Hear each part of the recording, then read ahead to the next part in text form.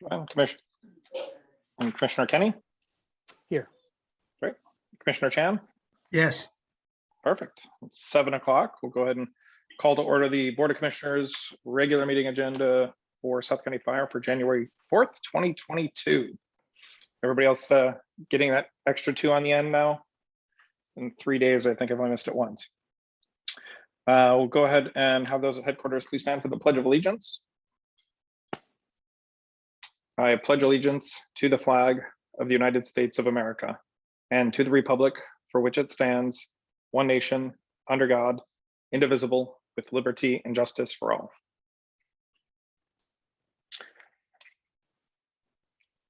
Going to move on to approval of the agenda with 2 changes to note. We're going to remove item number 13, the executive session. We'll go ahead and pull item 13 out. And after our approval of the agenda, we're going to add in the oath for Commissioner Chan for his new seat. So we need to take the oath of office and figure we'll do that before we start voting on things. With those changes, is there a second on the motion? Chair, I'd like to move amend the agenda. Okay, I'd like to put the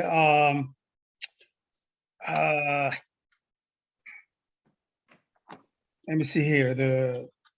I think we should pick the chair first before the other assignments.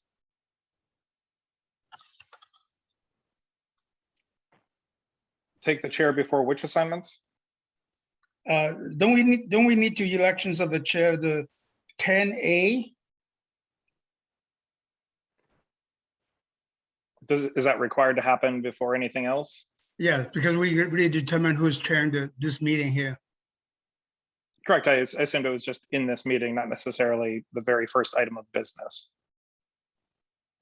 Unless Rich has a clarification, does that need to happen at the very beginning? Election of the new chair, or does the current chair just continue up until? That's what we have been doing in the past, so I don't know why we changing this process in here. Well, I was just looking at the bylaws, and the bylaws don't seem to address the question. And so I think it's up to the commission to decide when during the agenda that should happen. So well, actually, I make the motion to change it 10A to be the first item. So essentially the amended. Motion. Okay, so essentially the amended agenda will have, after approval of the agenda, will be the oath of office for Commissioner Chan, then approval of chair or vice chair, and removal of the executive session. Right. Thank you. Great. So a second on the motion, any further discussion? Seeing none, all in favor, say aye. Aye. Aye. Motion carries. All right, moving on to oath of office for Commissioner Chan. Yeah, I forgot to wear my uniform. My gosh, I hope this still, Rich, is this still legit if I don't wear my commissioner uniform? I'm just scrambling. I just got back home and I just run from my restaurant for my first meal of the day. So that's my excuse if I do anything wrong in here. I, David Chan, do solemnly swear that I will faithfully and impartially perform the duties of this office as prescribed by the law and to the best of my ability, and that I will support and maintain the Constitution of the state of Washington and the United States of America. Thank you. You stole the thunder. I think Melissa wanted to say it as well, but. Oh, was that right? It's okay. We have actually, just so everybody's aware, the oath has already been administered right after the election was certified. This was a public declaration of the oath. So if that is okay with all of you, then we can let it stand as is. Well, all of them, you can just applaud and then we're done. All right, thank you. All right, thank you. Moving on to election for chair and vice chair. Chair, I'd like to nominate Jim Kenny to be the chair. All I right, second that nomination. any discussion on the motion? Commissioner Lawrence? No discussion on that motion. I would like to nominate, Well, we'll vote on this motion, and if it fails, then we can entertain a second motion. okay. Well, Yeah, I have a discussion on that. I think, last year, I think that the whole process wasn't, we need, and be careful how I say it. I think we lack of leadership from the board. We did not do in April. We did not do the workshop, and kind of don't give a direction to the chief what the budget process was not. We did not give them a round number, something like that, and there's a lot of direction wasn't given, and then many things are missing. We don't have a workshop. We don't have a lot of discussion of the budget. We did not, in the summertime, we do not have that budget workshop, and then led to the whole budget process wasn't really smooth. Given the, I appreciate the chief actually eventually after a lot of discussion from many commissioner, and you would basically reduce the budget and really and compliance in some of the, at least, well, still not a very good budget. So Commissioner Kenny has been with this board for 19 years. Out of the 19 years, except 4 years for me and 2 years for McGahey. So after 6, he practically had guiding us with a 13 years experience. I think this is the critical time this year. We have in April, we got to get the, Mercury will be joining the voting to RFA, and then Monterey is coming to in the November election. So we need to set our agenda starting today. What we need to do to get all those accomplished. And with the experience of Jim Kenny, I think he's good, and he's a parliamentary and very good in, kind of giving everybody a chance to speak. Even it's not difficult to get something on the agenda, and even if something he does not agree, he still put it on the agenda, which in the past year have been really difficult for me to put anything on the agenda to discussion, especially on some critical things. So I definitely nominate, I would like Jim Kenny. This organization did not happen by accident for all this year.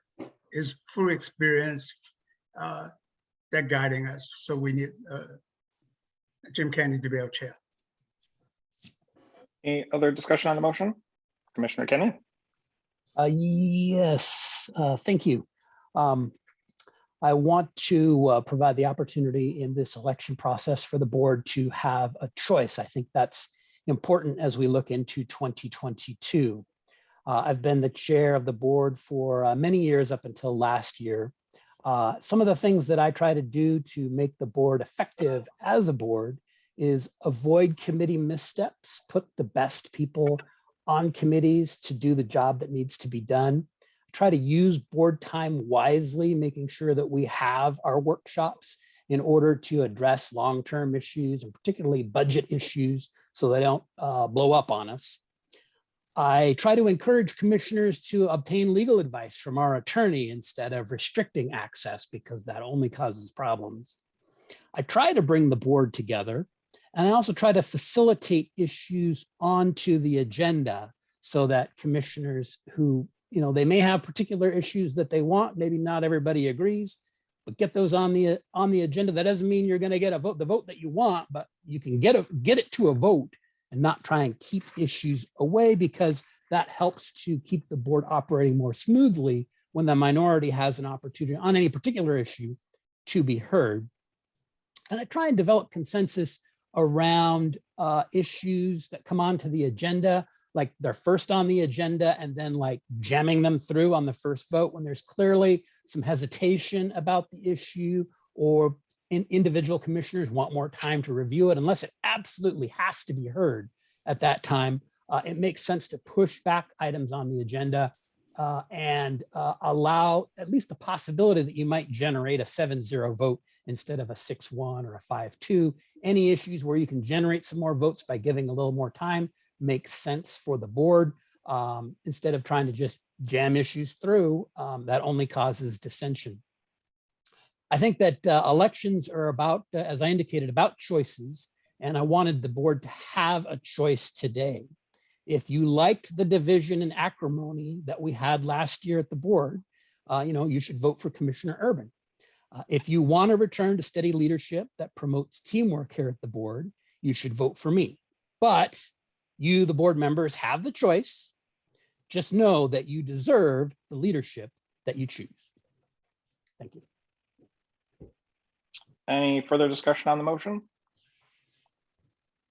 All right, seeing none, all in favor, say aye. Aye. Aye. All opposed? Motion fails. Entertain any additional motions for nomination of chair. Commissioner Lawrence, Yes, I would like to nominate Greg Urban to be our chair. is there a Second. second on the motion? Commissioner Teoflack, any discussion on the motion? Commissioner Chan, Yeah, Commissioner Urban did actually at the end, at the beginning, have restricting our communication with the staff. Anything that we need to asking question, we had to go through him. So become a time constraint. When we got the package and during Friday and Saturday, we have no time to give a chief that's appropriate. I appreciate Urban finally at the end of the year, he released that he relaxing this process. So, however, there's a couple other situations I'm very concerned about. Commissioner Urban said we only need 2 persons on the CFO committee. That's great. I mean, okay, 2, that's fine.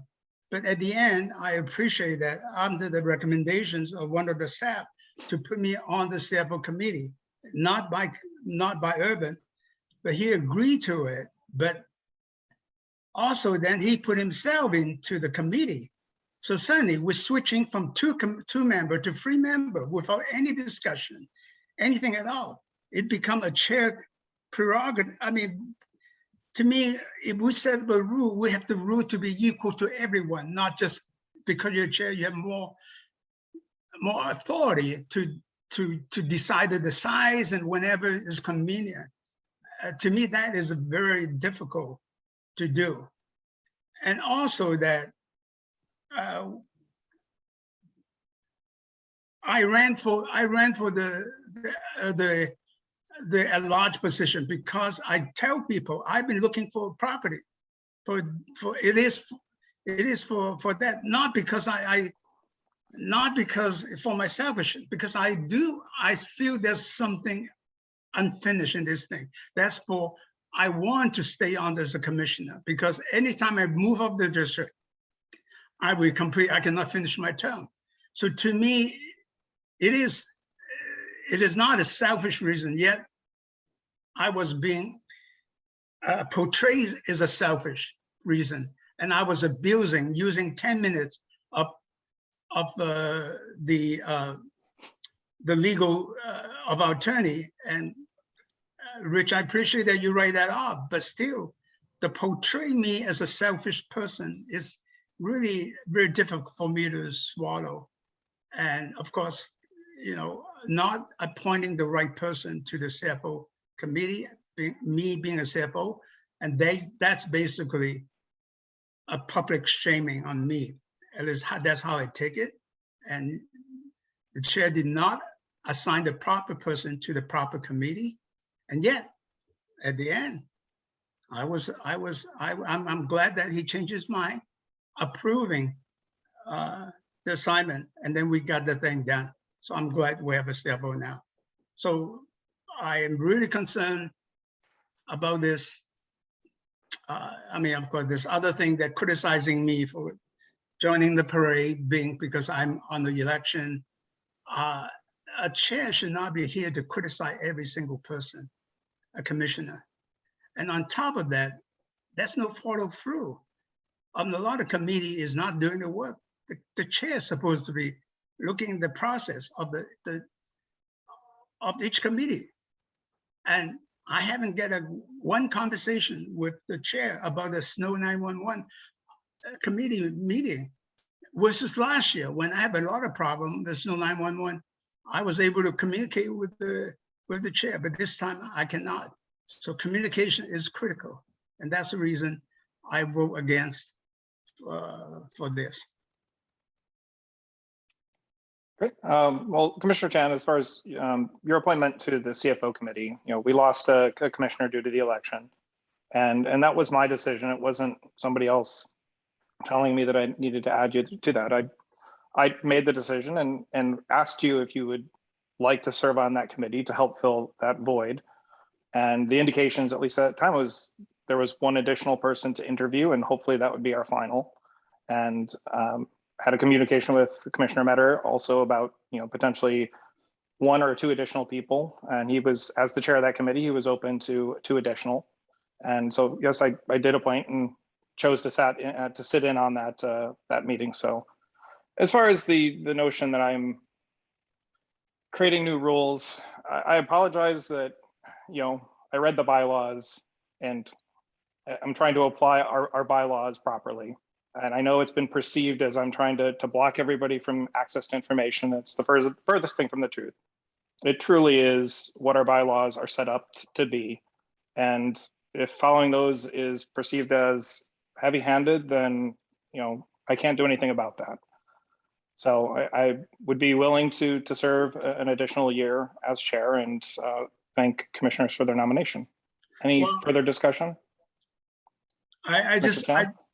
It looks like, seems to me that people just pick you without, I know eventually you will become the chair, and I hope you really be more approachable. Let's have another cup of coffee. I reach out to you for the cup of coffee, 3 hours. It does not seem, we're not in, I don't, from my point of view, you're not listening anything at all. There's no interactions.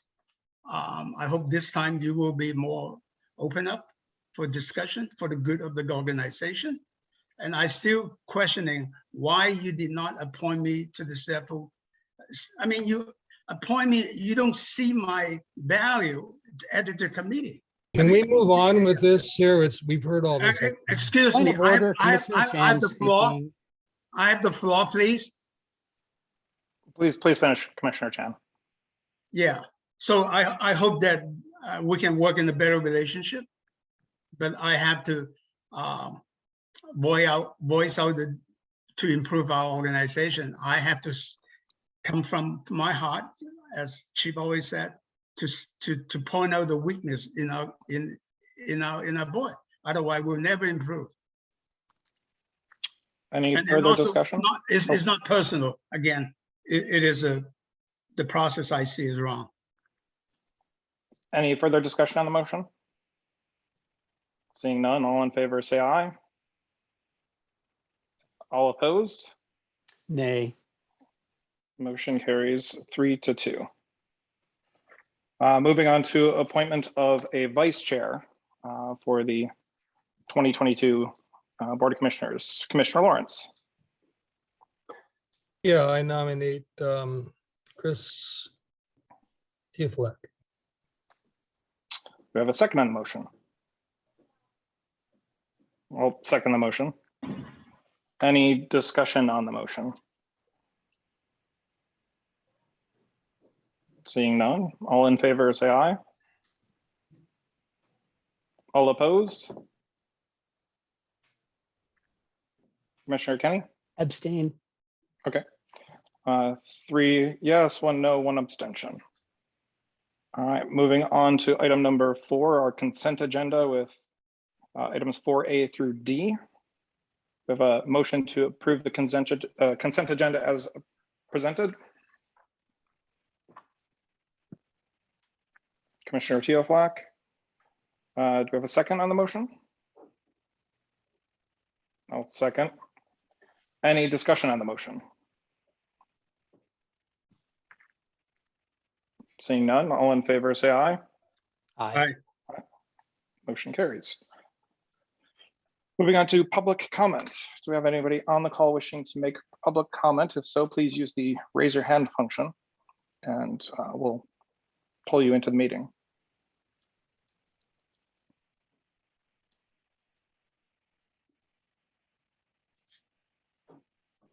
I'm not seeing any hands raised.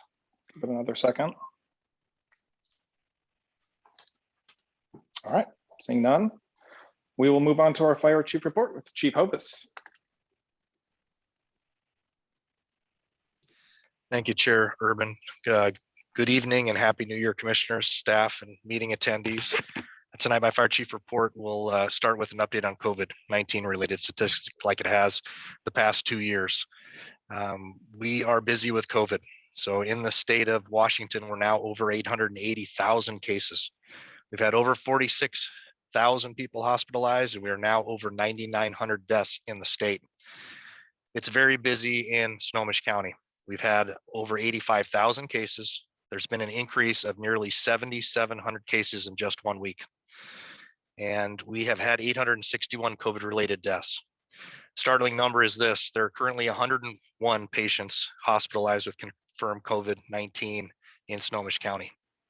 Put this into perspective for you, that's an 80% increase since last Thursday, December 30th. Fortunately, of the 101 patients, only 12 are requiring ventilators to breathe as of this afternoon. Mike Vermeulen will be screen sharing the county's 2-week rolling period graphic, and it has now changed a little bit because we're only looking back till December 27th of 2020. And this is through December 25th, Christmas of just last year, so not too long ago. That is not a typo. So we are now at 997 cases per 100,000 people in Snohomish County. So we are well exceeding anything that we have ever seen before. Year 2022 has kicked off with the highest single week case count and the highest 2-week case rate in Snohomish County since the start of the pandemic. Thank you, Mike. So in closing, based on this current data, it's never been more important and to consider your New Year's resolution to focus on your health and the health of those around you. Be sure to get fully vaccinated. And what the CDC says that means now is fully vaccinated with a booster if you had J&J 2 months ago, or if you had Moderna or Pfizer 6 months ago. To be fully vaccinated, that means a booster too. Mask up and avoid group settings and crowds. I want to talk a little bit about South County Fire's employee-related data to also show that we are having a spike in our organization. Currently, we have 39 employees off work due to isolation and quarantine precautions. 31 are positive with COVID, with 3 more presumed positive. So over the last 2-week period since we last met, we've had 43 positive cases of COVID in this organization. And as you very well know, we have 93% of our uniform employees fully vaxxed. It's a very high number with our non-uniform employees as well. So people in our community and across our nation are getting COVID, whether you've been vaccinated or not. And we have people that have been fully vaccinated and boosted that are still getting COVID. So now is the time. We've been talking about this for a long, long time, where we really need to buckle down and think about how we interact with each other in our work lives, home life, and everywhere in the community.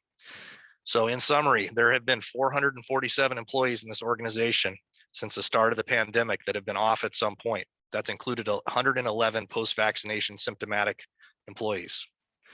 South County Fire has now had 93 employees who have tested positive for COVID-19, but only 7 of those positives are potentially work-related at this point. And as I stated earlier, 93% of our uniform employees are considered fully vaccinated with 2 vaccinations at least. Mike Vermeulen is now going to be screen sharing our South County Fire First Watch graph, which shows the 2-week period since our last meeting through 4 p.m. today. There's a lot of red spikes. We know those as 3 times standard deviation thresholds. So the green is the expected, the blue above the green consistently and almost reaching or meeting or coming above that red line is called very, very busy. So Mike is now going to show you the next graphic, which puts into perspective what the last 2 weeks has looked like for South County Fire crews in our community. This time last year, we ran 1,082 calls. This time this year, we ran 1,544 calls, a 42.6% increase. Very, very busy. Thanks, Mike. We'll give an update on our COVID transports. We have now transported 874 confirmed COVID-19 positive patients to date. That's 63 additional transports since the start of December. And we are getting limited reporting from the hospitals. And if commissioners, I'm sure you've seen in the news, there is a crisis happening in our county, across the state, and nationally as far as our hospitals. So data is going to come in slow. That means this data is being conservative. So we'll give an update and continue to do so when we're giving more information from our local area hospitals. Commissioners, you knew that we were going to have a vaccine booster clinic during the break, and unfortunately snow conditions stopped that. So I want to note that we'll be hosting another COVID-19 booster clinic on Monday, January 10th from 9 a.m. to 4 p.m. at Station 15's conference room. Space is limited, so pre-register. The clinic is open to all fire and law enforcement agencies, city employees, friends and family aged 18 years or older. And again, to stay consistent with what I talked about, what now means fully vaccinated in the eyes of CDC, you have to be 6 months or later from your second dose of Pfizer or Moderna, or just 2 months from your primary dose or first dose of J&J. Commissioners, Mike Vermeulen's going to bring up some pictures of a rescue call that the crews responded to at Edmonds Wastewater Treatment Plant about 10 a.m. today. It's a contractor at the plant that was working about 30 feet above grade on a platform of a scissor lift, which tipped over. Crews were able to stabilize the lift, extricate the patient. Scaffolding was blocking the stairwell access, so the crews were able to use their technical rescue expertise and our TR unit to use a rope rescue system to lift the patients into a Stokes basket to an elevated platform with exterior access. Patient was transported ALS to Harborview Medical Center with what are considered currently non-life-threatening injuries. And finally, commissioners, I want to let you know that on Monday, my peers in this county have elected me into the role of president of the Snohomish County Fire Chiefs Association, which went into effect at the end of the meeting. So I was basically able to call the meeting to a close. And I'll be succeeding Mukilteo Fire Chief Chris Alexander. His 2-year term has ended, so mine will go through this year and next year. Thank you for the opportunity to provide my fire chief report this evening, and staff would welcome any questions from the board. Thank you, Chief. Very, very busy with lots of challenges. How have you guys been doing with the increased COVID cases plus that astronomical increase in calls? Has there been any huge pain points from a staffing perspective? I was going to let Chief Isotelo answer that because he had the con the past 2 weeks, but I will just say that in the debrief, I know that this team, and it's not just our chief team, every member of our organization, to include navigating the outage on telestaff, going through the holidays, the end of a tough year, lots of COVID, and that's not just our employees. Obviously, this is spouses, other halves, friends, family, children. It's been a challenge, definitely. So I'm glad that I was given the opportunity to have some time off, and the team that was here has done a great job. I know President Hoover looks like he's on the line to give a union report. He can give his perspective, but we've been able to keep all of the fire stations open, all of the apparatus on the street, and with a 42.6% increase year over year, I'm very thankful that we did. And a member of my family needed our services over the holidays as well. And I'll just say from my perspective and my brother's perspective and my family, our crews did an outstanding job on that incident as well. So thank you to those that responded. So Chief Isotelo, I mean, is he glossing that over since he wasn't there? Or how was it? No, it's been good. What our biggest concern now is the rate of infections. Just this evening prior to this meeting, we found out about another 7 or 8. So we're doing some rapid contingency planning so that we can keep everything staffed and kind of preparing for the worst case scenario as we head into the next few weeks and this first month of 2022. So we're on it. We're working, to keep us staffed and keeping people safe and healthy at the same time. So there's going to be some changes coming out tomorrow for crews as far as testing and masking and, another version of the playbook, hopefully by the end of the week, dictating what those changes are, again, to keep everybody safe and at work. And also the very complex CDC changes that came out as far as the directions for how we protect ourselves. So Given what those changes most likely will look like, are we doing well on the number of test kits? Because before we didn't have to accommodate for all staff as many tests, and I'm sure we're going to get to a point where we're testing everybody. Are we Yeah. well stocked there?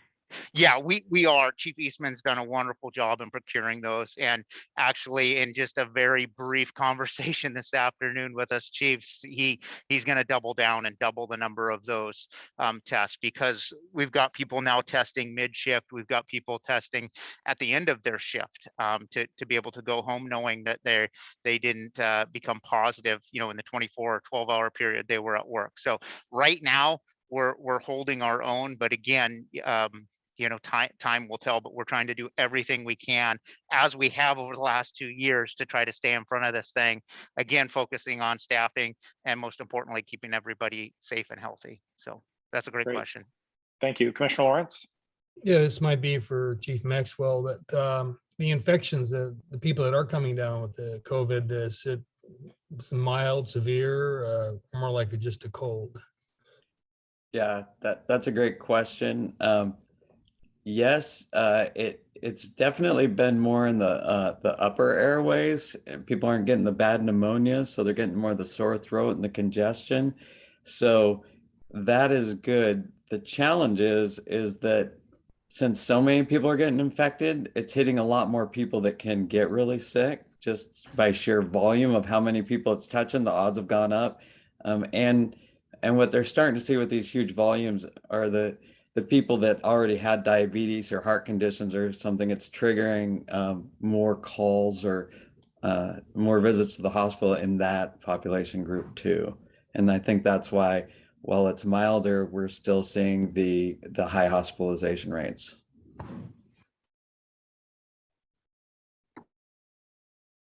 And thank you, chiefs, for weighing in on those items. Commissioners, one last thing I forgot. I know Melissa Blankenship has forwarded to you the video of our virtual recognition ceremony. So hopefully you've had a chance to take a peek at that. And if you haven't, encourage you to do that. There's a lot of great nominations and awards that went out. So that was one last thing that I wanted to mention. And commissioners that attend Snow Isle, I don't know if it is mentioned at the last meeting, because I was not there, but Fire Chief Merlin Halverson has now retired from District 5, and his new replacement just started up this week. So that's all. Thank you. Commissioner Teoflack? Chief, for the Station 15 booster drive on Monday, is there a certain vaccine that'll be given? All three are available. Okay, and the person just picks? Yes. Okay, cool. And then my last question is, for the spike in calls, do you think that was partly due to the snow that we had? Yeah, weather, holidays, COVID, and just compounded with flu, and so a lot going on. It's a very, very busy period of time. A little different than we had the year over year, but obviously that's it's COVID driven. Of course, we could talk a long time about what's happening in our hospital system and wall wait times. President Hoover can probably talk about waiting for an hour and a half to get a patient out of his rig at Providence Hospital, and those sort of things if he'd like to. But it's just really busy out there. It's just very busy. Thank you. Any other commissioner questions or comments for Chief? I just really quickly say, if I could, just to Commissioner Teoflack, just for a picture, I mean, we're actually doing pretty good. It's not uncommon in other parts of the country. They're seeing a 30% absenteeism rate. So we're actually doing good so far. Doesn't mean our numbers won't keep climbing. For example, New York City pulled all 100 people out of their EMS academy, put them on the streets today.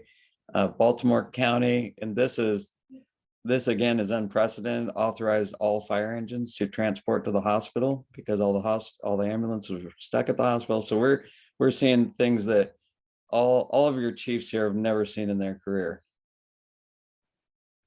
Or entire volunteer fire departments disappearing, as happened down near Aberdeen.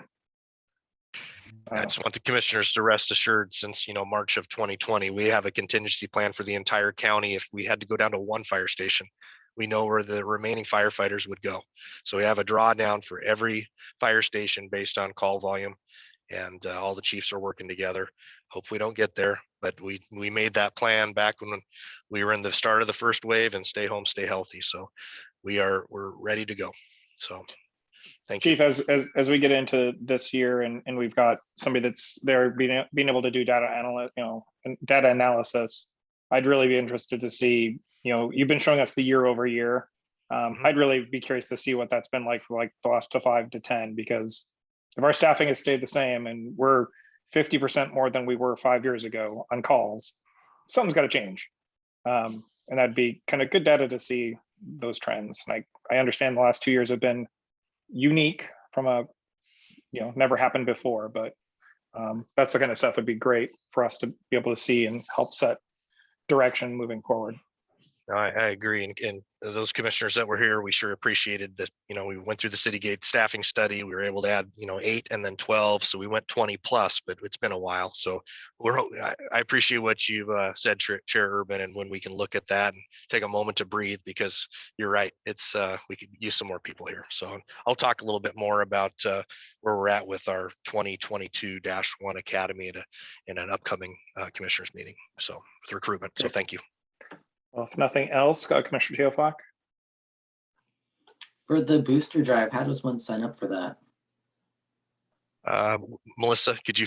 Yeah, thank you. We'll make sure you have that email and the form that's there. Yes, I will forward it along for you.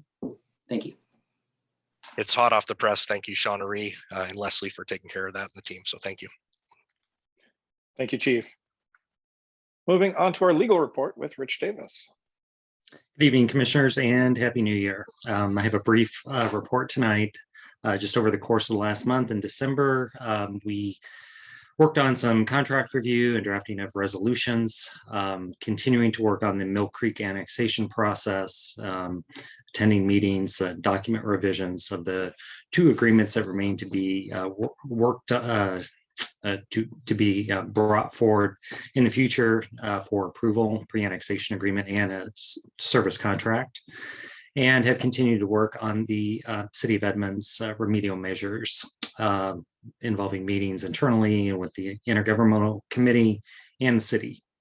We've also provided advice regarding a new case that came out from Division 2 of the Court of Appeals, which kind of changes the way we have to pay for mandatory training that we send our individuals to.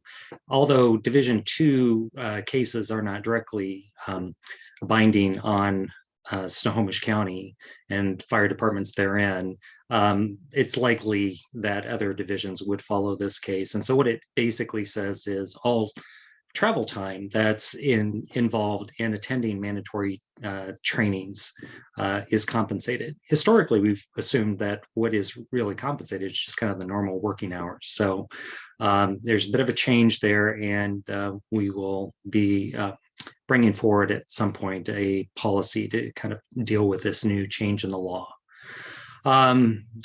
Another question that's come up in the past is what's going on with the Biden executive order that applied to employers of 100 employees or more. As you will recall, the state of Washington is required to implement that at least as strict, if not stricter, requirements following the OSHA rule that came out, because OSHA rules don't directly apply to the state of Washington employers. The OSHA mandate was hung up in court. It was blocked temporarily. The Sixth Circuit Court of Appeals reinstated it. Now it's at the Supreme Court, and oral argument it will be heard later this week. So we will have to wait and see what becomes of that mandate. And again, no rules yet have been issued by the state of Washington to implement that. And that is my report for tonight. And I'll pause here and take any questions.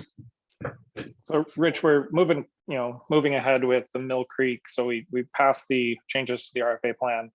The contract for service, those items should be hopefully buttoned up and available for commissioner review this Friday. Was that the plan?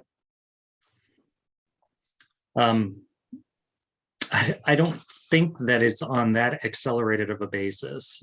We are, and maybe Chief Eastman wants to jump in here, but we are waiting for some comments back from the city.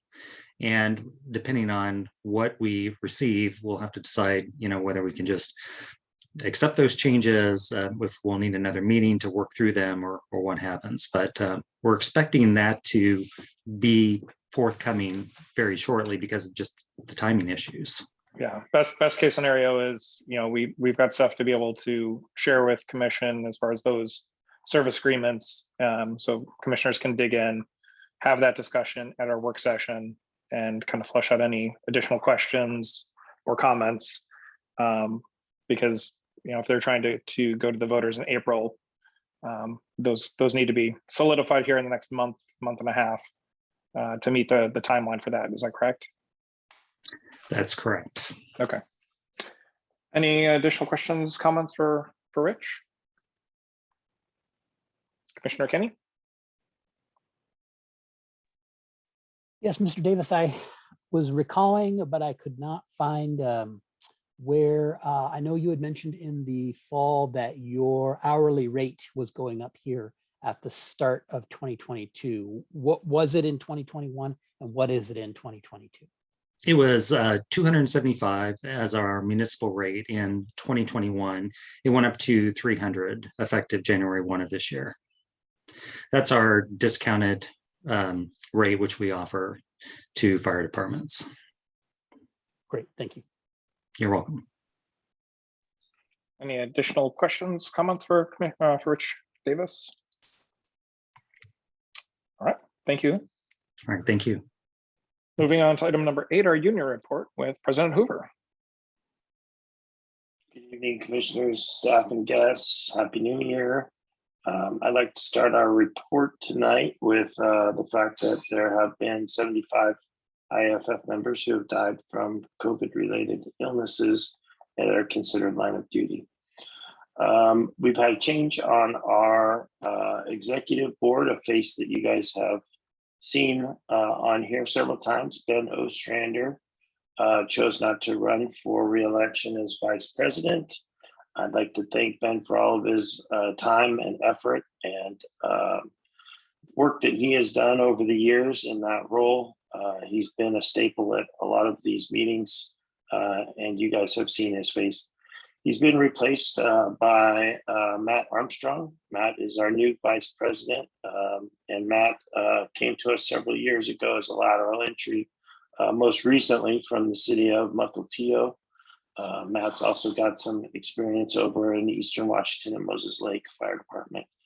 Matt brings a lot of strong experience with him, and we're happy to have Matt on board.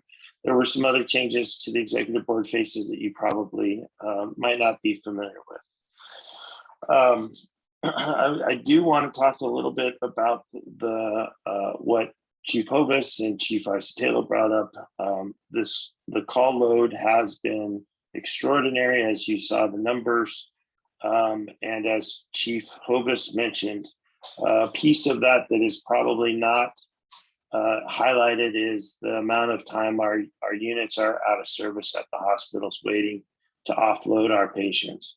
I just got off a 48-hour shift and I spent hours in the hospital waiting to offload patients into hospital beds. The hospitals, I've never seen them be as busy as they are right now. They've added beds everywhere they can possibly put a bed. They have staffing. There's just no room. People are not moving. There's patients that are sitting in hospital hallway beds for 12, 14, 16 hours that just can't move with significant injuries and illnesses. So it has been hard on our crews. I'd like to congratulate and thank our crews. They've done an excellent job over the past, as you saw over the past weeks with this increased call load. It's been very, very busy. things that I like Chief Maxwell said, we've just never seen this type of stress on our system before. Let's see. And as Chief Hovis mentioned, there is the drawdown, countywide drawdown that the fire chiefs have worked on. And we, as the IFF locals in the county, way back at the beginning of this pandemic, worked on an interlocal agreement to work on how staffing could work in one of these what we hoped would never happen scenarios where everybody was lacking staffing. So we will work together as a county to make sure that we can staff. And finally, the AJ is still working on tax exemption status for fire apparatus. That will be something that will go before the legislature in this upcoming legislative session, which, as we know, we could really help us in our purchases of our fire apparatus.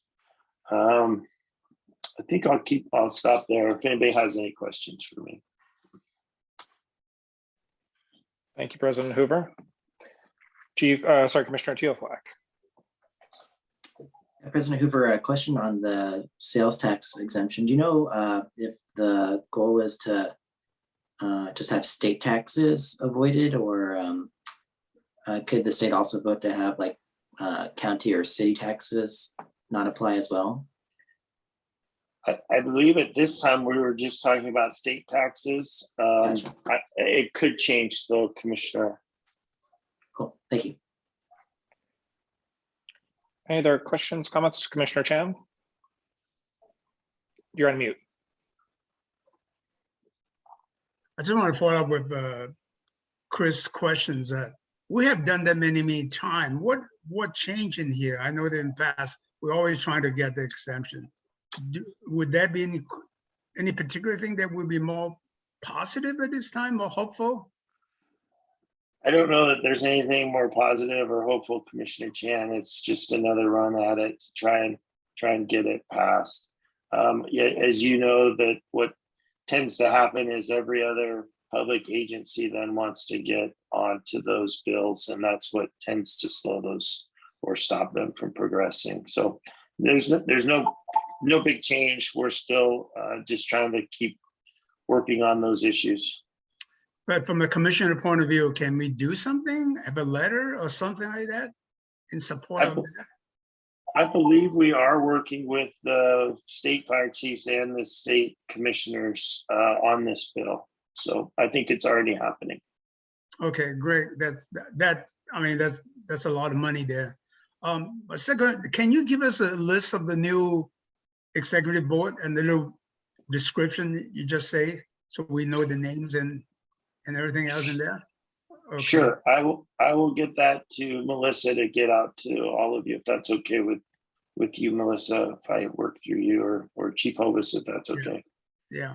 And then question number 3, actually, I know you were in our past few meetings, and actually I have a discussion with Maxwell about the hospital situation, kind of stack up and all this stuff. Is there any way we can do, or with the public health, whatever it is, to solve the problem? Not because it's not just stress on our staff, it's just the stress on the whole system. Okay, at the end of the day, then that means we need to, money-wise, we have to pay more people, get more stuff. I don't know, maybe Chief or Maxwell, you can get some input. What can we do? I like action. I don't not just see the problem. I want the problem-solving part of it. Yeah, Commissioner Chan, I was watching the news this evening and I saw that 3% of the workforce in the United States decided to leave their job in December. So Right. that's attributed to retirement. It's early retirement. Also, people are burned out. Our healthcare workers are fatigued, and they are at a breaking point. We cannot produce healthcare workers fast enough in the current post-secondary education environment, and there isn't enough interest. And even with financial incentives, people are leaving to go do other things. And one thing, kind Commissioners, you remember when we had our last Snow Isle Commissioners meeting over in the West Wing, the last time we got in person? Uh-huh, And we right. had, Dr. Cooper from the county come down. He said, realistically, this state and specifically this region has one of the lowest hospital bed rates available of any metropolitan area. So not only are we swimming upstream and we're a growing area and we're in the middle of a pandemic, there's just not available workforce. And then you put that on top of a federal and state mandate that people have to be vaccinated and some people choose not to. We're in crisis mode and there's absolutely nothing that I think we can do at this time No, from I'm my thinking about perspective. changing the rules. I know that Chief Maxwell mentioned about some people hiring people, to babysitting and get our units out, or something that have exemption when handover type of thing, we can streamline it or something like Yeah. that. Unfortunately, we have to transfer patient care as a provider from the Department of Health to a receiving facility. We've had times like this before where we took our community resource paramedics and posted them up at Swedish Edmonds Hospital to be Right. able to have our patients there in the hallway and have those people monitor. So we could try to do something like that, but we're in, potentially a staffing crisis ourselves. And, we can put people to babysit patients going to the hospital for 3 hours in the hallway, but at the end of the day, our crews are going to go back 2 more times. So it's truly a systemic issue that needs to be solved at the highest level of this of our nation, and we need to start in the state investing in our infrastructure. And people are living longer and they're getting sicker as they live longer, and we're in a really tough spot right now. So I will not be surprised if this gets worse and we'll see National Guard remobilized. We'll have tents back up in Everett, and we'll have MASH hospitals at some point here, because other than that, we're in a bad spot. But I didn't show you a graphic. Mike V, could you bring up the graphic on the federal rate? And let me show you what all 50 states are swimming up against right now. Remember Give me just a sec. Okay, you remember the big spike in the graphic just for our county? Look at our nation here when Mike brings this up. So while we bring it up, the babysitting part of it, does it have to be medical personnel? Can we Yes. be? Yeah, they there's have to no- be. Yeah, level of care, equitable level of care. So that is our nation over the same time period. So 273% increase in COVID cases. So it's, we can't even draw from other states if they happen to have available healthcare workers. So very, very tough spot. Thanks, Mike. Okay. Chief, if a patient's brought in by paramedics, is there any priority in their being brought into the hospital over people that had walked in or sitting in the waiting room? So even Yes. with that priority, Yes. Yeah. Wow. Yeah, Yeah. it makes it tough. Commissioner Urban, I mean, we have critical patients that we're sitting there with for extended periods of time that they just don't have anywhere to put them. And so we're from managing them in the hallway. From a liability perspective, if the transfer of the patient care hasn't gone to the hospital and, something, for heaven forbid, that person dies, is it a matter of, does that hit us on a malpractice side? I mean, what does that look like? I'm kind of curious. I can answer that, Commissioner Urban. There's the Emergency Medical Treatment and Labor Act. And that act says that once we are on a hospital property, it is their responsibility. So Okay. Even if a patient were to die in our hands, it's their responsibility basically once we're in the parking lot. Okay. Commissioner Urban, one thing I forgot to mention. Oh, go ahead, Chief Holmes. No, I was just gonna say, commissioners, we may be talking to you soon to get about more protocol 36 and getting rid of rapid dispatch and a little bit more talking to people to have them stay home like we were in the first and second waves. That might be a conversation that we'll hear over the next couple of weeks as well. So sorry to interrupt you, President Hoover. Oh, no, that's fine. Any other questions on that? I'm sorry. I was just going to say that I did forget to say that we are doing our Codes for Kids event on the 6th. It's going to be very different than we've ever done before because of this way that COVID is working. We're working with the Edmonds School District to basically help stock a cold weather storage unit that people can come to individually to get those coats. I think there's 350 that we're bringing there on the 6th to try and make sure that they're facility is stocked. And again, we're not doing it the traditional way that we would, try and put the coats actually on the kids this time, being very mindful of the outbreak.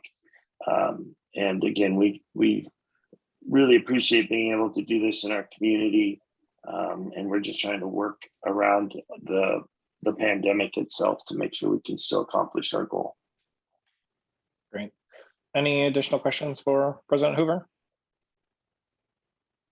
All right, thank you. Moving on in our agenda to item 9A, Phase 2 Capital Facilities Plan for Action with Commissioner Kenny and DC Eastman.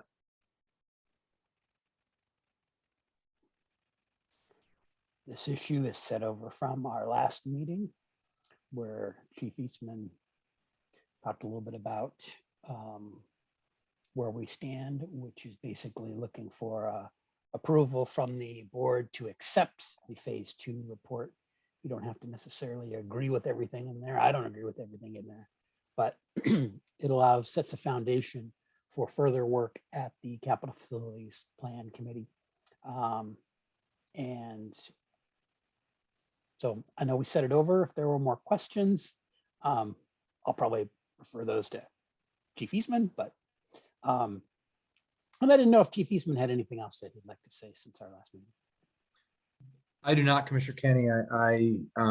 I did not get any, I do not believe staff got any questions with regards to the facilities plan as it was presented at the last meeting in December.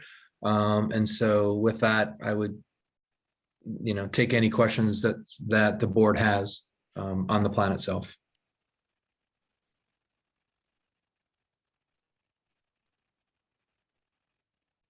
Commissioner Teoflock. Chief Eastman, how does staff feel about the plan? Well, staff at this time is our recommendation would be is that the board would accept the plan as presented. And we also want to say that this is a living plan. And just because something in the plan has been identified as being needed, and you put whatever facility that prior to doing anything as far as moving forward on implementing those pieces of the plan, there would be further conversations about how we move forward with that. So what's been identified in the plan is supported by staff. There's been a lot of work that went into what we think our future needs are. Like I said, we've been working on the plan since 2016. So there's been not just your current staff, but previous staff, previous commissioners, current commissioners who've weighed in on identifying what, to the best of our ability, what the needs for the organization are going to be from a capital perspective for the next 25 to 30 years. And I think the plan has identified that. I will also say that the plan has identified, for instance, I'll use the maintenance or the apparatus maintenance facility. It anticipates us needing to go build a new facility for that work, which I would say would be the most expensive way. It would have the biggest financial impact on the RFA. There's other options potentially available, and throughout the conversation we've talked about, potentially, increasing the capacity at the current Linwood shop with the partnership we have there, which may solve our problem, less money. Those options are still on the table. I look at the Cascadian GAP facility or GAP station, which is by Swedish Mill Creek, the standing alone ER. The potential is that the plan identifies that needing a traditional fire station at some point in time in the future. We've had several conversations about potentially housing an EMS unit out of the Swedish Mill Creek facility itself. And potentially that solves the problem and we never have to build Cascadian, right? But what we didn't want to do is underestimate capital needs. And we were realistic in it. And then we wanted to come up with and ensure that if the board were to say, we want to move forward with everything in the plan, that we gave cost estimates that would assure that we would be able to complete the plan. We started with the facilities first, then figured out the cost second. We didn't start with the price tag. We truly went at it with determining the facility needs that we identify for the future, and then attributed a cost to them like Commissioner Kenny said, give us the foundation of being able to plan for our facility needs for the future. So staff is in concurrent with the plan as it sits. But I also want to say that it's a living document, and 6 months from now, as things change, it may require us to amend the plan based on the changing conditions. So I hope that answers your question, Commissioner Tiafala. Commissioner Chan? Yeah, if no more question, I like to make a motion to approve the plan. We have a second on the motion. Commissioner Teoflag. Any discussion on the motion? Commissioner Chan? Yeah, I want to well, I really want to thank the Capital Facility Plan Committee working hard on it. I know that in the past we've been keep on talking and talking, and that's why you said it's better to have a committee really focus on it. And I'm glad that we get started. And if we keep on talking, we'll never come up with a perfect plan. So I completely agree with the Commissioner Kenny and the chief said. So I will definitely for the moving forward and using the GMT money, Commissioner Kenny. Any further discussion on the motion? Seeing none, all in favor, say aye. Aye. Motion carries. Chair Urban, just a point of personal privilege, if you guys don't mind. I want to say thank you very much to the board for taking action on phase 2 plan. It's encompassed a whole lot of work on staff and myself. So personally, I say thank you for taking action on the plan so we can move forward. I appreciate it. Thank you very much. Thank you for all the work. I know this has been a long process and ever changing. So it's a moving target that hopefully we can get chipped away at. Moving on to item 9B, our commissioner appointment update with Melissa.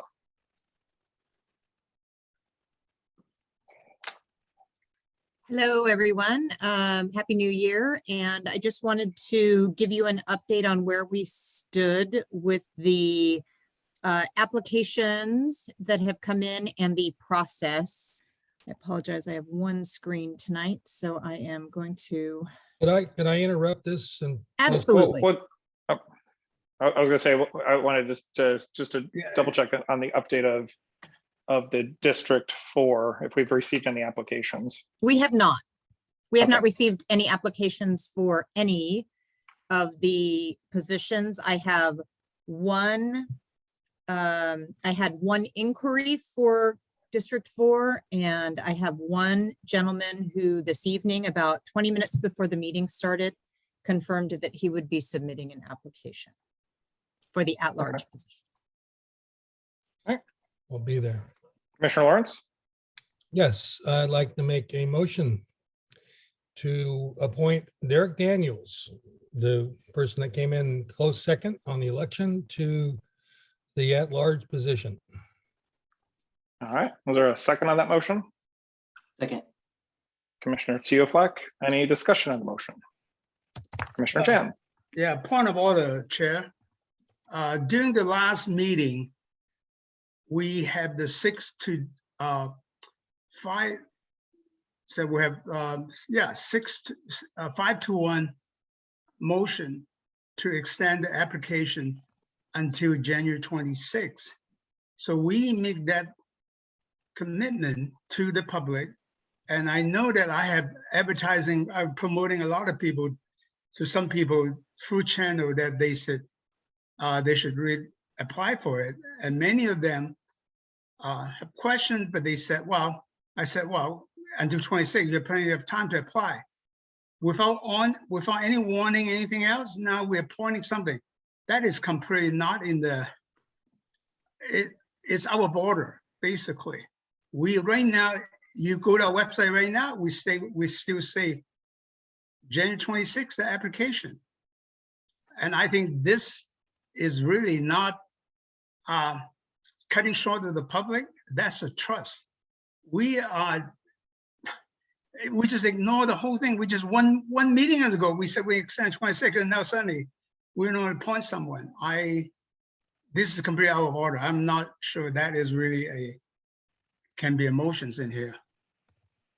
Any other discussion on the motion? Commissioner Kenny? I was curious if there's any discussion in favor of the motion. I would like to add some discussion, but I haven't heard anything in favor of the motion. Well, I think it's been motioned and seconded. I would assume that that's in favor of the motion. Right, but I'm saying, is there any discussion? I haven't heard any discussion. Maybe there isn't, but I was curious to hear any discussion in favor of the motion. well, I'd hate to drag this meeting any longer than it has to with more superfluous talk, useless talk. But yeah, I'm in favor of it because I interviewed him, and even though I really basically asked him questions I could never ask him in public, and I was very impressed. And if anybody deserves the job, it's the person that went out and ran for the office and also has been attending the meetings for the last 6 months. And so it doesn't even enter into about fairness, what's right for the public, right? I mean, that's all nonsense in my opinion. And is the person that deserves to be chosen. Yeah, and I, even if I don't even disagree with his other political choices, he's the one that deserves it, if anybody deserves it. And the whole thing about the 26th, we couldn't make any action on this position until the 1st. So there's nothing, doesn't apply what we voted on back then. So anyway, that's my extra words that probably didn't need to be said.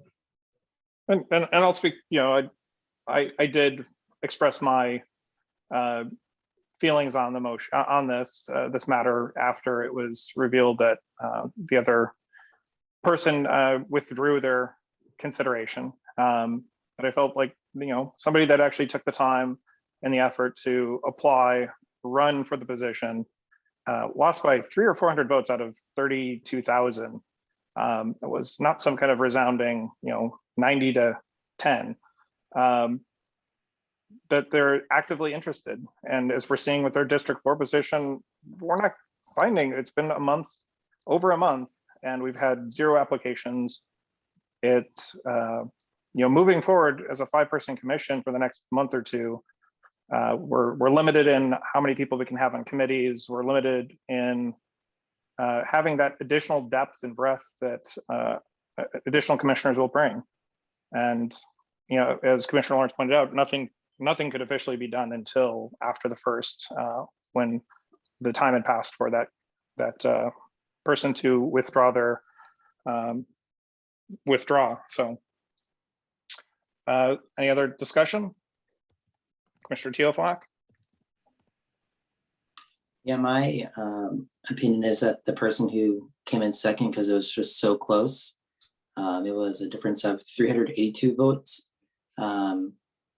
The second place person got 49.17%. And looking at the Snohomish County election results, that's pretty darn close. And this isn't like a presidential race or a Senate race where there's a lot of publicity in the race. Really, most people just look at a picture, read the blurb, and say, I feel like I have to vote, even though I don't know these people, and I'll pick one. And this one was flip of a coin. So I think that to respect the voters, I think appointing Derek Daniels respects the voters the most. And that's just my opinion. Any further discussion on the motion? Commissioner Kenny? Thank you. This seems to violate our process that we unanimously agreed to on a 501 vote at our last meeting on December 21st. I strongly disagree with Commissioner Lawrence's statement that what's right for the public is nonsense. That's crazy talk. We've already done advertising for the position. I just noticed an advertisement yesterday on Facebook, and I hear it's also on Instagram for the at-large position. Our website, I went to it today, talks about the District 4 and the website position. Also talks about the late January deadline that we agreed to at the last meeting. And my concern is that we're the government. We're not a family business. This is not something to be handed out to somebody without application, just abruptly aborting the process. We try in the government to promote transparency and inclusion, and that's what the board did by setting up the process to allow enough time after the holidays for people to consider joining the board and applying. And we should give everybody in our community an opportunity and not just one person. I'm sensing there's a 3-person majority to move Mr. Daniels forward and appoint him to the board. But I'm not sure how that came to be, because I've never seen any paperwork from Mr. Daniels. I haven't seen his resume. I haven't seen any materials from him. During the campaign, he never called me, not that he has to, but I've never talked to him, so I don't know anything about him. And I'm concerned about the argument that he came in second. We know that he came in second to Maya Oeleto, who won the position. So we know that the people preferred having Maya on the board and not Mr. Daniels, but we don't know whether he would have been competitive against anybody else. And I was hoping that I could have Ms. Blankenship screen share for a moment something from the voters pamphlet that I was hoping to show to the board. It's a 1-page item. So this is, Ms. Blankenship, is there ability to shrink that down so it can all be seen at once? Oh, can you not? I'm seeing the top half of the page. There we go. That's a little better. So this is 1 page from the voters pamphlet, Snohomish County, November 2021 local voters pamphlet for the 2 at-large positions, position 6, which was Derek Daniels versus Maya Oeleto, and position 7, Rashawn Smith versus David Chan. And so this is the public materials that all of these candidates put out. I did not create any of this. And so we know for sure that Maya Oeleto, the community preferred Maya Oeleto over Derek Daniels. We don't know how Derek Daniels would do against Rashawn Smith or against David Chan or against anybody else in the community. Now, it's a credit to Mr. Daniels that he won, that he ran. He didn't win, that he ran. And that's something that can be considered in the process. But we know that the people preferred a woman to be on this board, which makes a lot of sense because I don't see any women on this board. And I don't see a lot of diversity on this board. And that's what the people voted for. The majority here is promoting Mr. Daniels in a backroom deal, that this is the classic smoke-filled backroom, political backroom, where from one meeting to the next, not everybody is included. And well, magically, Mr. Daniels is appointed to the board. But the trouble is that this isn't a family business. And I see that there's another commissioner who ran, another person who ran for an at-large commission spot, Mr. Rashawn Smith, and you can see him on the photo there. And I'm very curious why another person who ran for an at-large seat is not being considered for appointment. Now, I don't know Mr. Smith. I've never talked to him. He's never called me. I know nothing about him. All I know is the materials here in the local voters pamphlet. But I'm very curious how this 3-person majority has decided that Derek Daniels is the person to anoint and not Mr. Smith. Seems like maybe we would want to have an open process and anybody who applied, maybe Mr. Smith is interested. Maybe he's not. I don't really want to drag him into this because I haven't talked to him and I don't know his feelings about this process. But I find it very interesting when I see this and I see, oh, Mr. Daniels is going to get the appointment from this 3-member part of the board, but not Mr. Smith. In fact, as far as I can tell, and I really have not received much information about this, Mr. Smith hasn't even been considered. So Ms. Blankenship, if you could go ahead and take that down. So what South County Fire Board needs, we need more women and minorities to apply. We need more diversity. We do not reflect the community. I've been thinking about and trying to look for the ability to have some policies that would guide this type of process to avoid this exact scenario, which is the classic backroom, smoke-filled room deal to appoint somebody. In my 19 years on this Board of Commissioners, I have never seen an appointment process aborted like this has been. Every time before, we've always had a process. People apply. Sometimes a lot of people apply. Sometimes only a few. Sometimes we have a lot to choose from. Sometimes we have a little.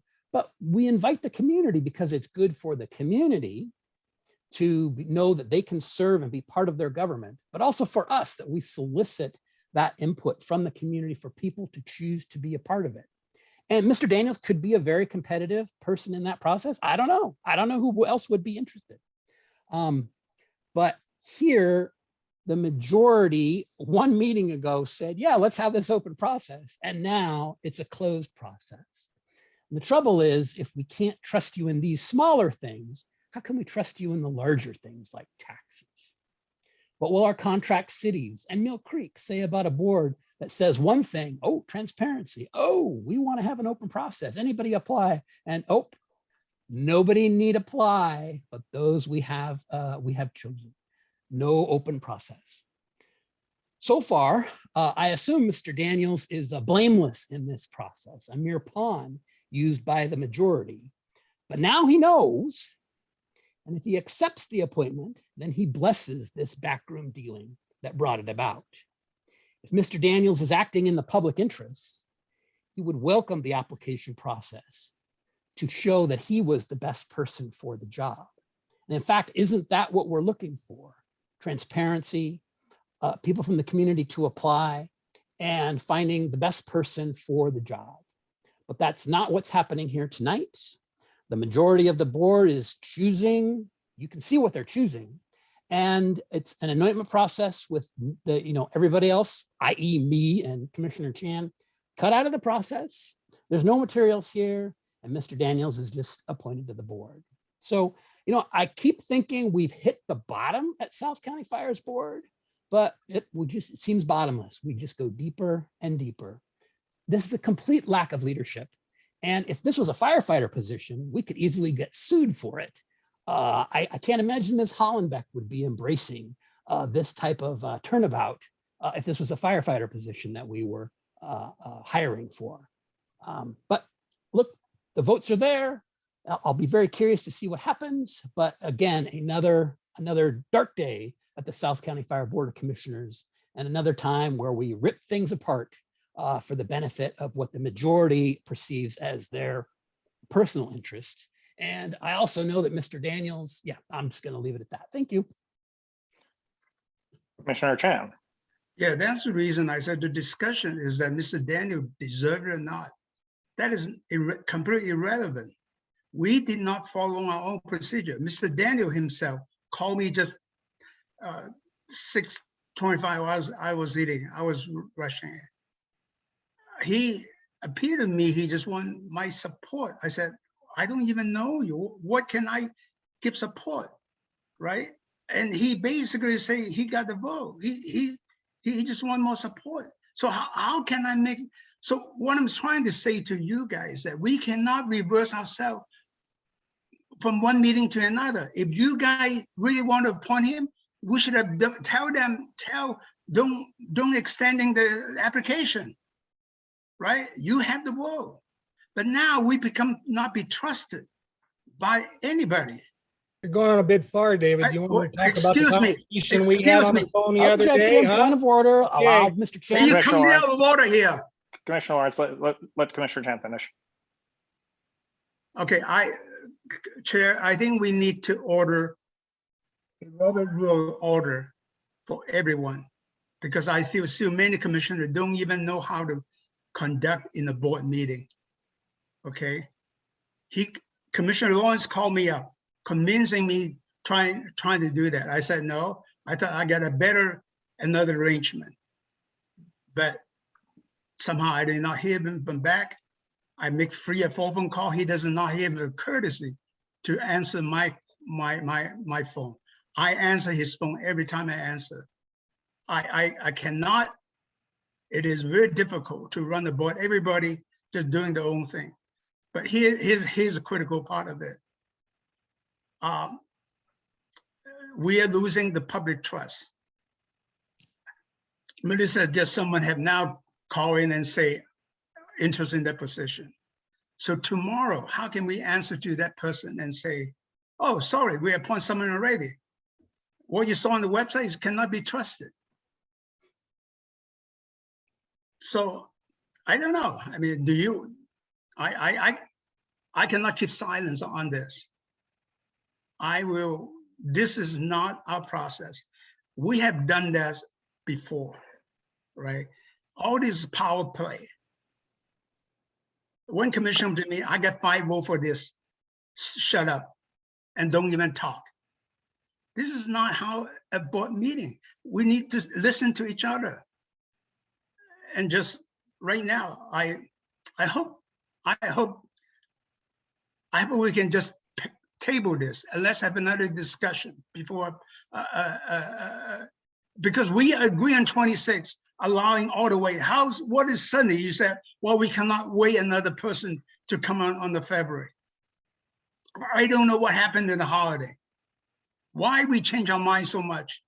If we change our mind so much, forget about making motion then, because the December 21 motion is not valid.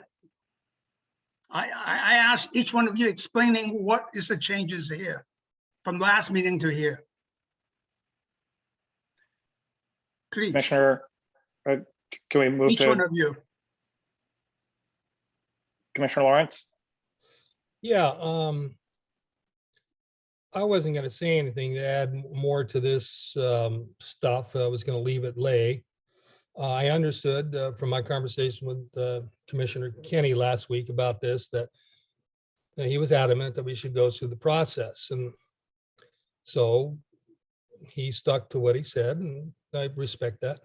He has his opinions about this. But Commissioner Chan, now that things quite aren't working out for you, and you maybe forget the conversation when I talked to you, when you called me up last week, and you said, don't make a motion for Derek Daniels. You said, make the motion for Bob Metter. And I said, well, you don't want to go through the process like Jim wants to do? And you said no. So I would say hypocrite is probably very applicable here. I'm sorry that I have to get into this, but whatever you say about this is absolutely bogus and actually uncalled for you to go on and on about it hypocritically, because you requested that I make the motion for Bob Metter last week, and you didn't want to go through the process. So because you didn't get who you wanted on this board, so please don't talk anymore about your pious wanting for transparency and all that, Mr. Chan. Okay, let me answer. You called me, I did not call you. All right. I said the better way is to do it.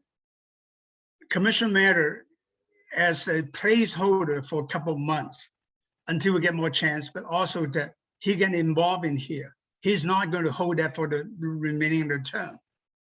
And that's why I'm suggesting that as a placeholder, and so that we can have more time to get commissioner, but also that this January, February, March, he will be a much person to deciding all the issues in there.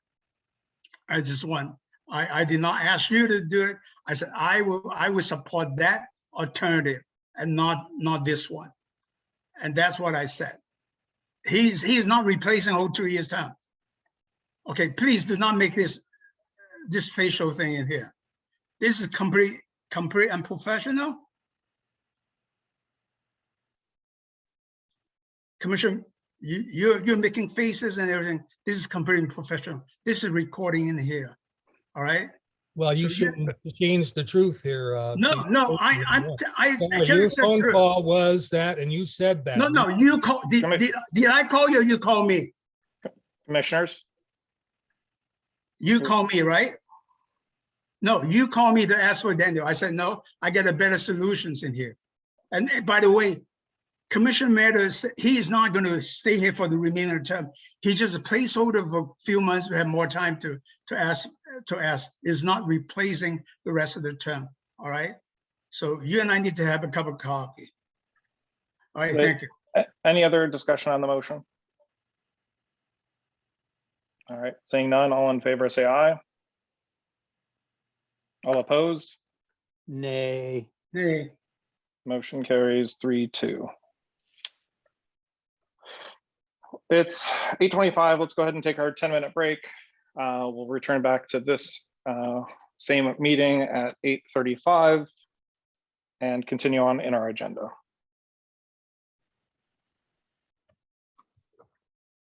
All right, returning from our break. And Melissa has oath of office for Commissioner Daniels.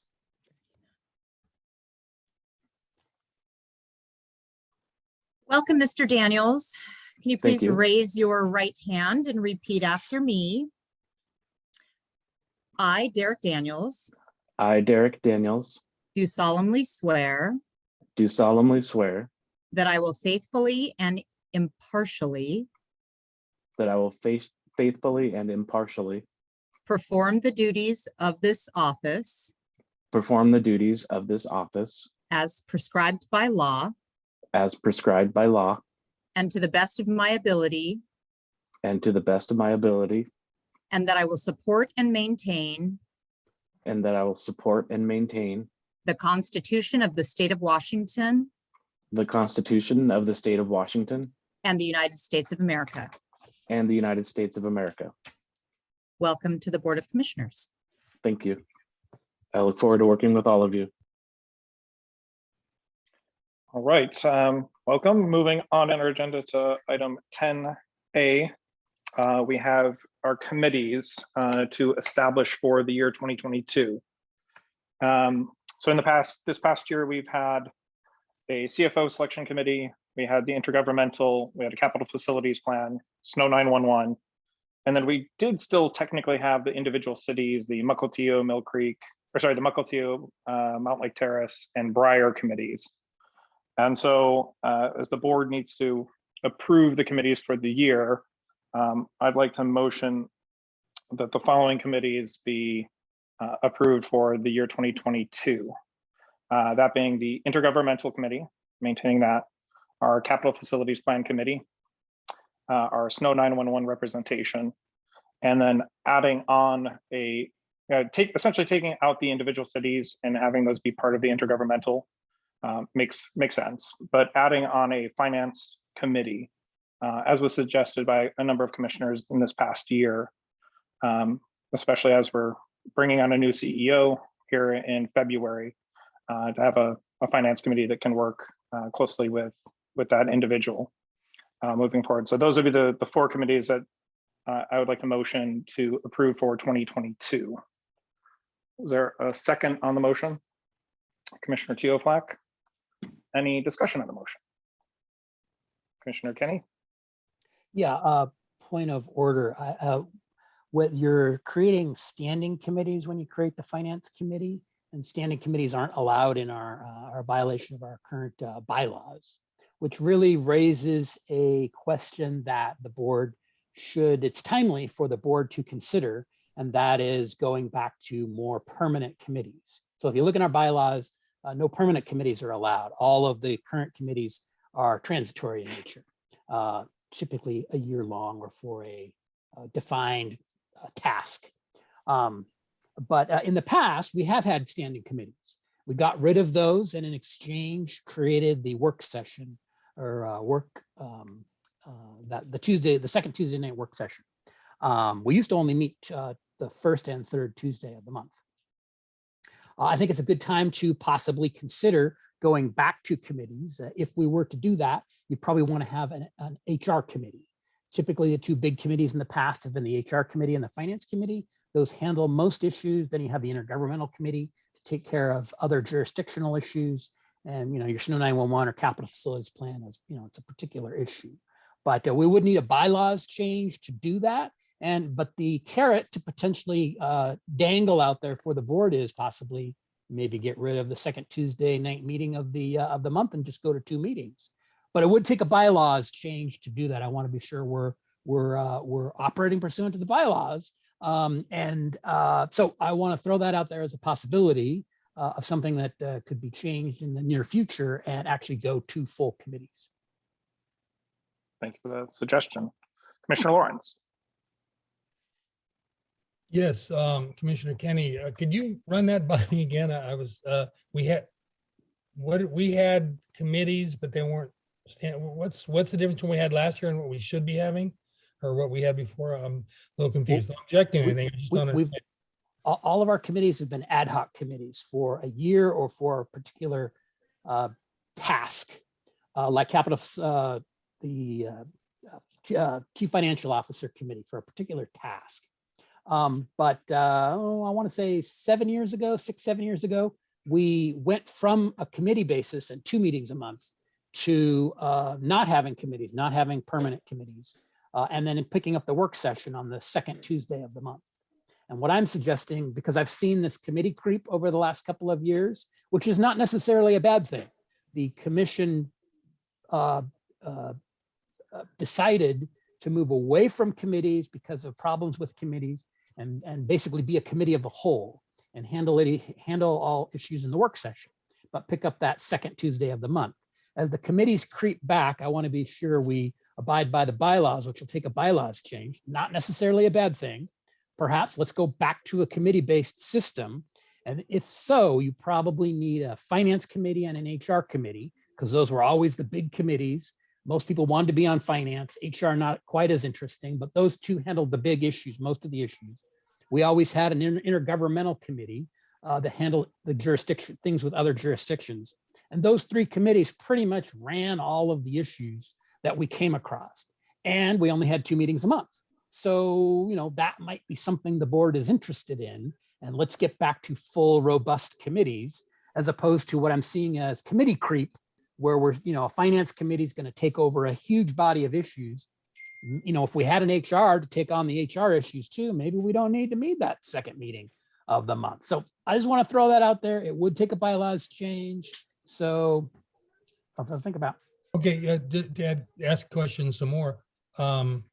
What I've never heard of a human resources committee. What the heck what did you do when you had that committee? Well, for example, we have a huge body of policies that are supposed to be coming back to the board sometime soon that need to be reviewed.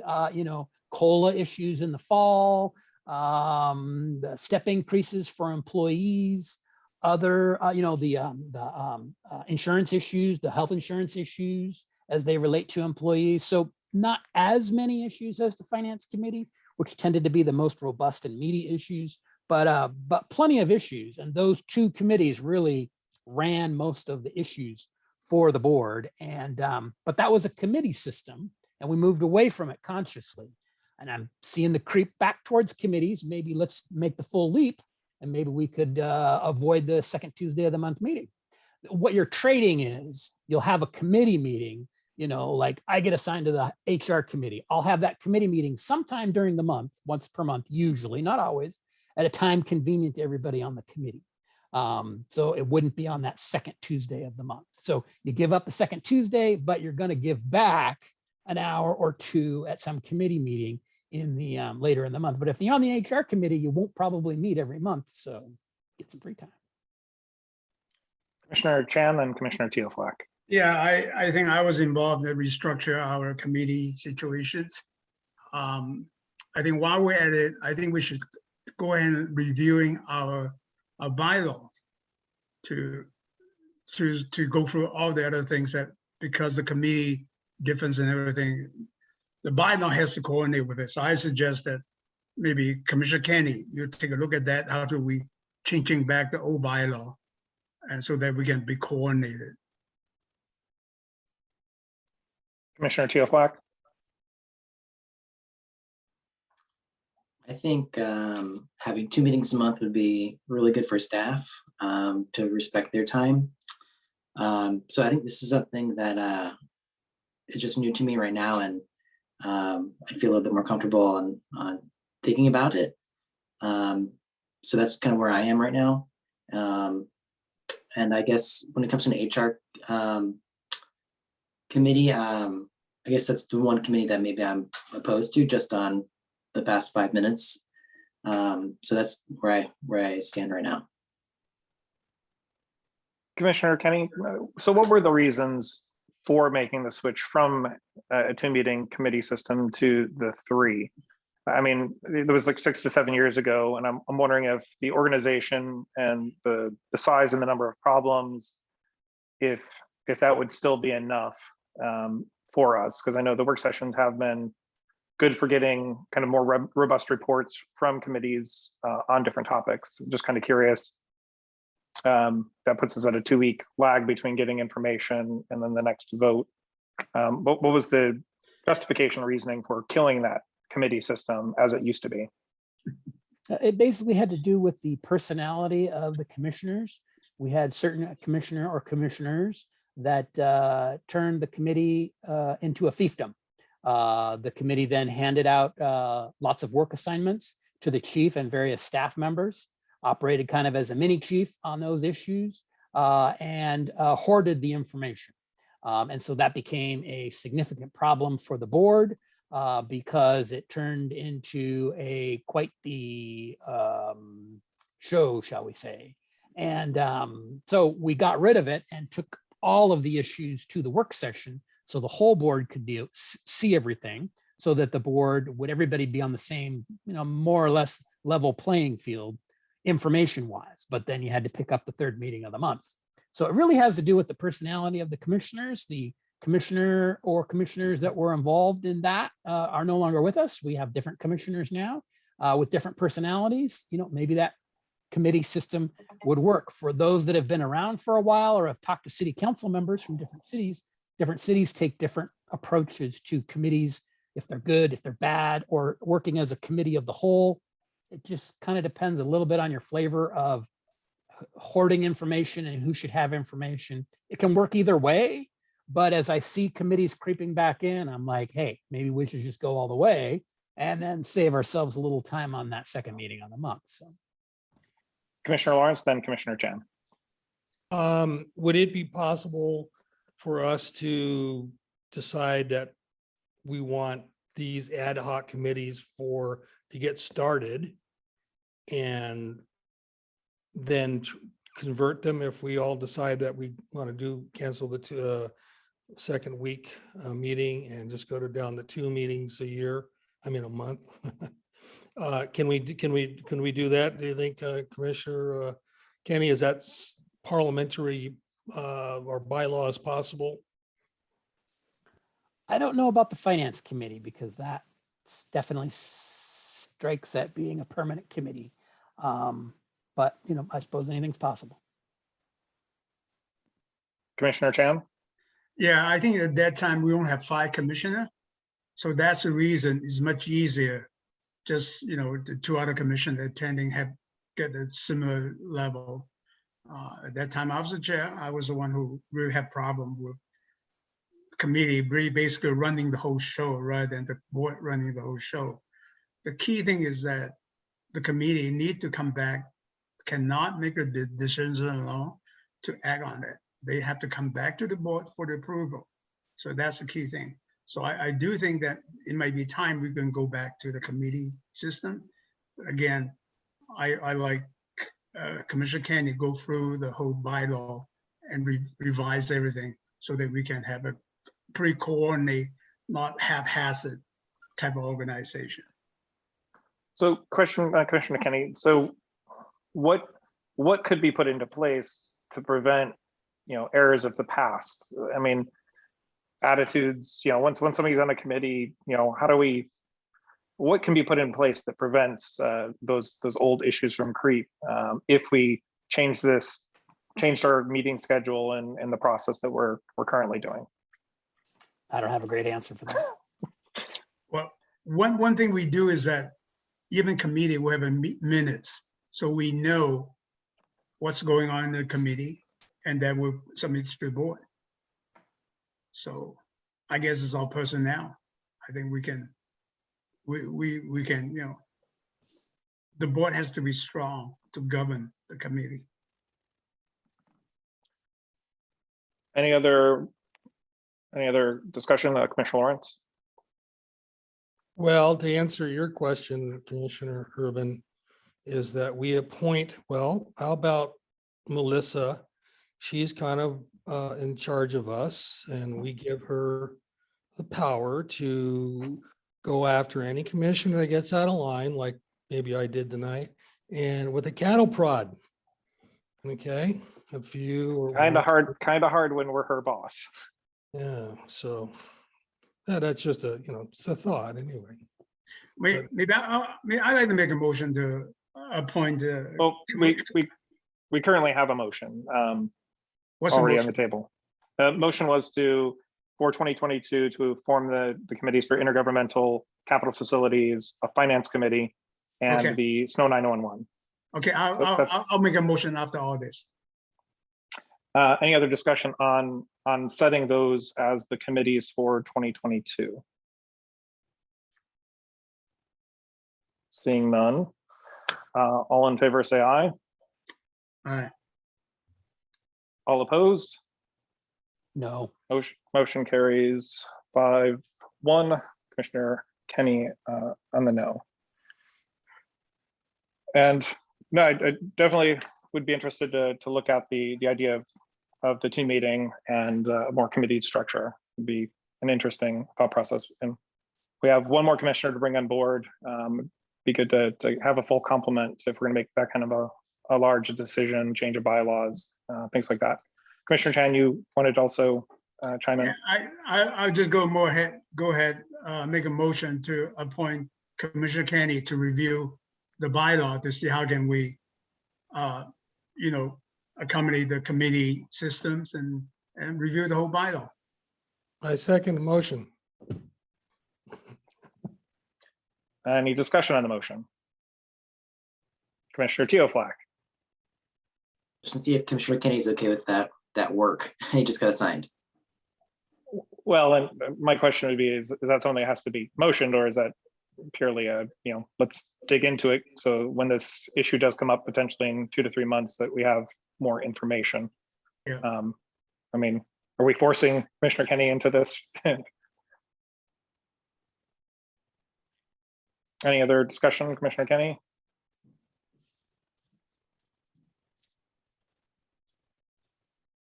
All right. All in favor, say aye. Aye. Commissioner Chan, Kenny, and Lawrence, all opposed? And all abstentions? So motion carries. Commissioner Urban, Commissioner Teoflack voting no, and Commissioner Daniels abstaining. So Commissioner Kenny, you have the task of looking at bylaws and figuring out how to structure that. Sounds good. Okay. And then I will reach out to commissioners over this next week to find if there's continued interest on a committee that you have served on, or interest in serving on a new committee. And then we'll bring back, I'll bring back at the next meeting and officially announce those appointments. Moving on to item 10B, our annual regular and work session meeting calendar for approval. Melissa.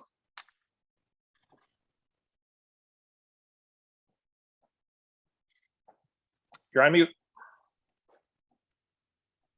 Ew, it's my one screen. My apologies, there is one date, the update date on page 1 was December 30th, 2022. It should have been 2021, so I apologize about that. But this is just a formality at the beginning of the year that we need to approve our meeting dates. And I know after having the discussion we just had previously, this may change. But in order for us to have a set of meetings approved and set forth to the public, I request that this calendar be approved. It is our standard regular meeting, work session, regular meeting, 3 meeting a month. And no additional meetings have been added to this thus far because we obviously have not had the opportunity to discuss dates for anything like work session or additional work sessions or retreats or things like that, which will be added in later in the year and will be considered special meetings after this initial calendar is approved. Great. And thank you for, getting the initial bones of this worked out. So how far out do you expect that we'll start calendaring in different topics? I know we've got the upcoming agenda items off on that kind of sub list. Just looking at things like, board priorities exercise, adding that to the next week's work session would make sense, and trying to get Yes. that, sooner than later. Is that the kind of the next step of? Yes, that starting is to the flesh next that out? step, and we'll, between Chief Hovis and his executive assistant, the 3 of us will continue to populate the calendar, and then you will, beginning at the next meeting, as you had all, most of last year, from the middle of last year to the end, there will be a forecasted calendar that will be attached to the adjournment item at the end of the packet agenda. And you will see that, but we have a meeting scheduled for tomorrow to go through and see how far we can get on these dates. And that way we can continue to plug in additional special meeting items. Great, because I know Chief's been trying to work where we're getting reports out from some of the different directors on a kind of a quarterly basis. Quarterly So basis, correct. starting to plug those in, and then giving commissioners a chance to weigh in on topics and dates. I know it seems like, we did in April in 2020, we did an April extra work session, the Friday work session. And I believe we did one in the fall as well, but we skipped the summer one. And then this last year, we didn't do any of the additional work sessions. So to start calendaring, looking at that, and I definitely would like to look at the potential for a March board retreat, as we'll be at a full complement of commissioners again. That would be a good time to try to bring the board together and work with maybe All-American Leadership. So potentially looking at dates that they might have available in that month, March, April. The sooner the better. We've got a lot going on this year. So yeah, look forward to seeing this more fleshed out at the next meeting, and for commissioner input on getting things into the long-term calendar. Commissioner Chan. Yeah, well, you're welcome. I think in the past, we're welcome from other commission. They'll give you some issues that we think will be important. So Yeah.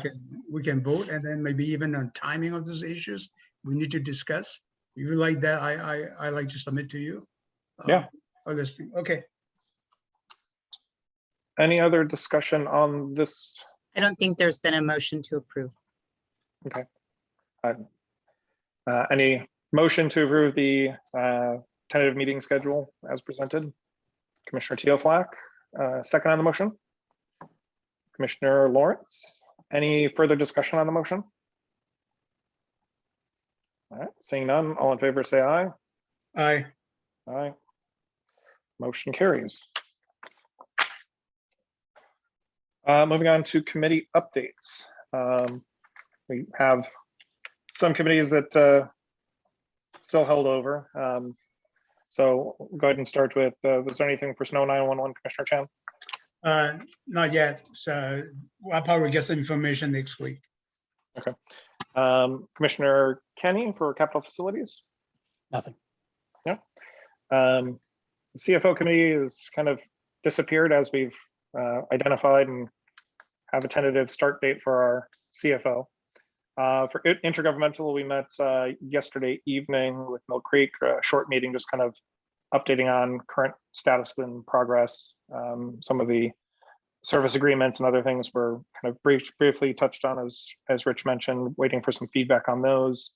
We want to try to get those solidified, brought to the commission so we have a chance to review and staff has a chance to explain all the nuances and tidbits around those contracts and moving towards Mill Creek, bringing it to the voters to annex into the RFA.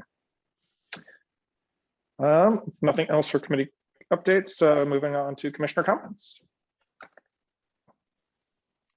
Any commissioner comments?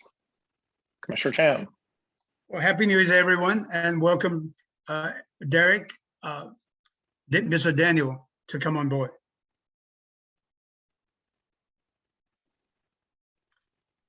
Echo those sentiments. It's been an interesting holiday season with the snow and other fun stuff, and school getting canceled yesterday, and 2-hour delay this morning, and my daughter's bus got stuck, so rescuing her from the bus. We might need more snowplow or attach snowplows to our fire trucks and plow as we go. There's no additional commissioner comments. Again, welcome to Commissioner Daniels. Melissa will be reaching out to get you all of the fun details and email setup and commissioner shirts and everything else that comes along with being a commissioner. Thank you. That's it. It is 9:04. Wow. We'll adjourn the meeting. See you guys. See you next Tuesday. Good night.